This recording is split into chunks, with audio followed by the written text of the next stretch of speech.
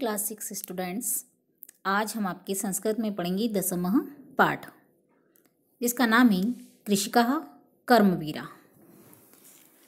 मतलब कर्मवीर महिला कृषक।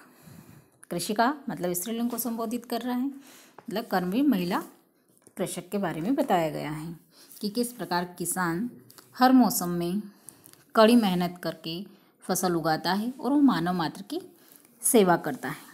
इस पाठ में कृषक लोग ही सच्चे कर्मवीर हैं। सर्दी, गर्मी, बारिश हर ऋतु में वो अपने शरीर को तपाते हैं और मेहनत करते हैं और खेत जोतते रहते हैं और उसी खेती में फसल उगाते हैं और मानव मात्र की सेवा करते हैं। और सच्चे अर्थों में वही कर्मवीर हैं, क्योंकि उनकी मेहनत से ही हम अपने घरों में अन्न को खाते हैं। देखिए, जो श्लोक है इनको पढ़ने से पहले हम शब्दार्थ को देखते हैं। शब्दार्थः तप्तु तपाए या जलाए हुए, विपुलम अत्यधिक, कर्मठो निरंतर या क्रियाशील, सस्वेदम पसीने से युक्त, पत्राणि जूते, वसनानि कपड़े, जीवनम पुराना, वारितुम दूर करने में, क्षमम समर्थ, सस्यपूर्णानि फसल से युक्त, धरित्री पृथ्वी, कंटकावृता कांटों से परिपूर्ण, क्षुधा तृषाकुलो भूख प्यास से बेचैन।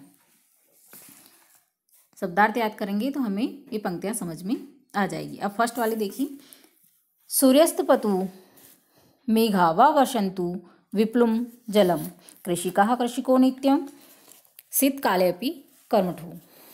इसका अर्थ है सूर्यस्तपु मतलब चाहे सूर्य तपाए चाहे बादल अत्यधिक जल बरसाए, मतलब विप्लुम जलम वर्षन्तु मतलब अत्यधिक जल बरसाए, कृषिका कृषिको नित्यम शीतकाले भी कर्मठो, मतलब किसान और महिला किसान निरंतर सर्दी में भी गतिशील होते हैं, मतलब क्रियाशील रहते हैं, लगातार मेहनत करते रहते हैं।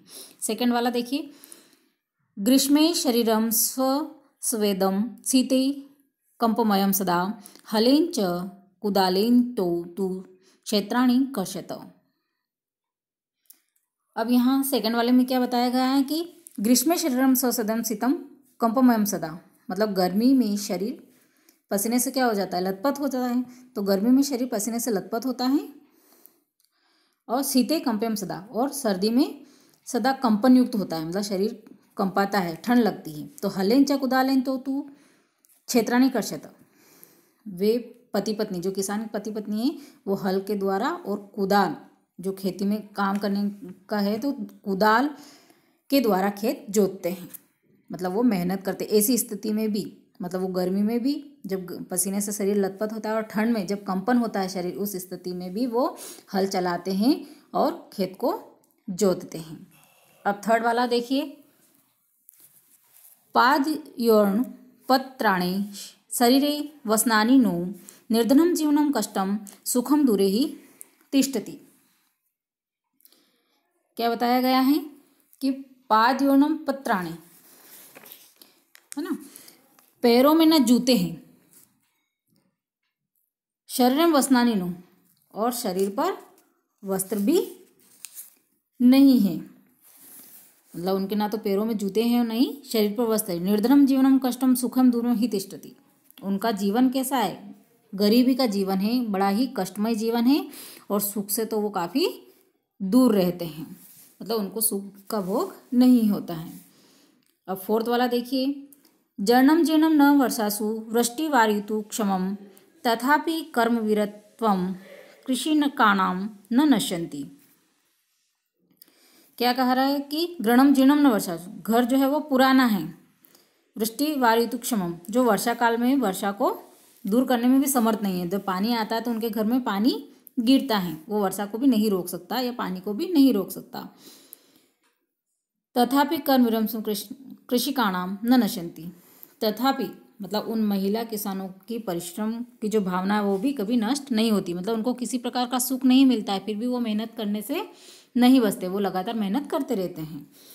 मतलब इसका मतलब ये है कि उनका घर पुराना है, बारिश से जो पानी आता है वो उनके घर में टपकता है, मतलब उनके घर इतने सक्षम भी नहीं है कि वो पानी को बचा पाए, फिर भी वो जो महिला किसान है वो लगातार मेहनत करती रहती है, मेहनत से कभी जीर को नहीं चुराती है। नेक्स्ट देखिए 5th वाला, तयो श्रमेण क्षेत्राणि सस्य पूर्णानि सर्वदा धरित्री सरसा जाता या शुष्का कंठ कावृता। क्या बताया जा रहा है कि तयो श्रमेण क्षेत्राणि मतलब वो जो पति पत्नी है उनके परिश्रम के द्वारा ही, है ना, सस्य पूर्णानि सर्वदा, उनके परिश्रम के द्वारा ही सदा खेत फसलों से युक्त रहते हैं। अगर वो मेहनत नहीं करेंगे तो खेतों में फसलें नहीं होगी, तो उन पति पत्नी के परिश्रम के द्वारा ही सदा खेत जो है वो फसलों से परिपूर्ण रहते हैं। धरित्री सरसा जाता या शुष्का कंठ कावृता मतलब जो सूखी तथा कांटों से परिपूर्ण धरती है, मतलब धरती पे जो सूखापन है और कांटों से भरी हुई है वह सरस हो गई है, मतलब वो प्रफुल्लित हो गई है, हरी भरी हो गई है। नेक्स्ट देखिए जो लास्ट है, सात मंत्रम फलम दुग्धम दत्वा सर्वेभ्य एव तो शुद्धा त्रिशाकुलो नित्यम विचित्रो जनपालको। क्या बताया गया है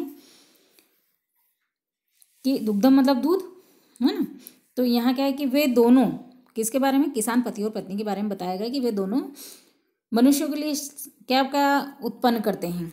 शाकम मतलब शाक, अन्न मतलब अन्न, फलम फल, दुग्धम मतलब दूध, और दूध देते हैं, दूध मतलब गायों का, ये गायें हमेशा करें कि पशुओं का पालन करते हैं और उससे दूध निकाल के हमें सब्जियां, अन्न, फल और दूध देते हैं। शुदा त्रिशाकुलो नित्यम विचित्रो जनपालको मतलब वे विचित्र जनपालक मतलब जनता को पालने वाले, भूख और प्यास से व्याकुल रहते हैं। मतलब वो खुद जब मेहनत करते हैं तो बहुत सी बार वो खुद भूखे और प्यासे रहते हैं, वो खुद सुख से दूर रहते हैं, पर वो मानव मात्र की सेवा के लिए खेती में फसलों को उगाते हैं और दिन रात मेहनत करते हैं। ठीक है, तो सच्चे कर्मवीर कौन होते हैं, किसान पति और पत्नी। यहाँ कृषि का मतलब स्त्री के बारे में बताया, पर यहाँ पति पत्नी दोनों का इन श्लोकों में वर्णन किया गया है। तो यहाँ किसान ही सच्चे कर्मवीर होते हैं जो मेहनत करते हैं और मानव मात्र की सेवा करते हैं। ठीक है, तो आप इन पंक्तियों को बहुत अच्छे से अर्थ को समझें और इनको लिखें, शब्दार्थ लिख लें आप लोग। अब इसके क्वेश्चन आंसर देखिए। उच्चारण कुरुत फर्स्ट, सूर्यस्पतु जीर्णम शीतकालेऽपि वायुतुं ग्रीष्मे सस्यपूर्णानि पत्राणि कनकावृता शुद्धा तुषाकुलो, है ना, इसमें उच्चारण करना है। और सेकंड वाले में क्या है, श्लोकलम श्लोका नाम योजित मतलब श्लोकों को मेल करना है, वो आपको श्लोक देखना है और सही जोड़ी मिलाना है। थर्ड वाले में जो वाक्य सही है उसके सामने सही और जो गलत है उसके सामने, मतलब सही के सामने आ और गलत के सामने न लिखना है। अब क वाला क्या कह रहा है कि कृषि का सर्वेभ्य अन्न यच्छति, सही बात है, कृषक लोग जो सबको अन्न देते हैं, तो आम लिखेंगे। कृष्णानाम जीवनम कष्टप्रदम न भवति, मतलब किसानों का जीवन कष्टप्रद नहीं होता है, तो होता है, इसलिए हम यहाँ इसके सामने न लिखेंगे। ख के सामने ग, कृषक क्षेत्राणि सस्य पूर्णानि करोति, यहाँ ये सही है, क्षेत्र मतलब सब पूर्ण करते हैं, वो जोतते हैं और खेती करते हैं, क्षेत्र को जोतते हैं किसान, तो वो यहाँ आम आएंगे। घ में क्या आएगा, शीते शरीर कंपनम न भवति, शरीर सर्दी में कंपन नहीं करता है, तो करता है, सर्दियों में शरीर जो है तो कंपन करता है, तो वो गलत है, इसलिए हम ना लिखेंगे। क्षेत्रन धरती सरसा भवति, ये सही है, धरती में हरी भरी कौन करता है, क्षेत्र को जोते किसान करते हैं, तो यहाँ आम हो जाएगा। ठीक है, अब क्वेश्चन नंबर 4 देखिए। मंजूषात पर्यायवाची पदानी चित्वा लिखत, हमें यहाँ पर्याय लिखना है, मतलब उसके एक ही शब्द के कई रूप लेते, जैसे वसनानी मतलब वस्त्राणी लिखेंगे, इसका सूर्य को क्या बोलते हैं, रवि भी बोलते हैं। तृष्णा को पिपासा, विपुलम को मतलब अधिक को क्या बोलते हैं, अधिकम बोलेंगे। जीर्णम को प्राचीन मतलब जो जीर्ण मतलब बहुत पुराना बताया, तो उसको हम प्राचीनम बोलेंगे। धरती को हम पृथ्वी भी बोलते हैं। ठीक है, अब क्वेश्चन नंबर 5 देखिए। मंजूषाता विलोम पदानी चित्वा लिखत, उल्टे शब्द को छांट कर लिखना है। आपको इस ब्लॉक दिया हुआ है, उस ब्लॉक में से आपको देख के लिखना है। सुखम का क्या हो जाएगा, दुखम, दूरे का पार्श्व, निर्धनम का धनिकम, क्षमम का अक्षमम, ग्रीष्मे शीते, सरसा का निरसा हो जाएगा। क्वेश्चन नंबर 6 देखिए। प्रश्नानि ने उत्तर लिखा था। कृषका कैन क्षेत्राणि कृषन्ति, तो कैन की जगह हलेन आ जाएगा, हल से क्षेत्र को क्या करते हैं, चलाते हैं, जोतते हैं। फिर ख वाला केसाम कर्म विरतम कर्म विरतम न नश्यन्ति, तो इसमें आ जाएगा कृषि का नाम, केशा की जगह क्या आ जाएगा, कृषि का नाम कर्म विरत्वम न नश्यन्ति। क्षेत्रेण का सरसा भवति, तो श्रमेण धरित्री सरसा भवति, वो अपनी मेहनत से धरती को क्या कर देते हैं, हरी भरी कर देते हैं। इधर देखिए आप, कृषका सर्वे भी किम किम यच्छन्ति, कृषका सर्वे भी अन्नम दुग्धम फलम यच्छन्ति, मतलब सब हमें किसान लोग ही देते हैं और खेती से ही देते हैं।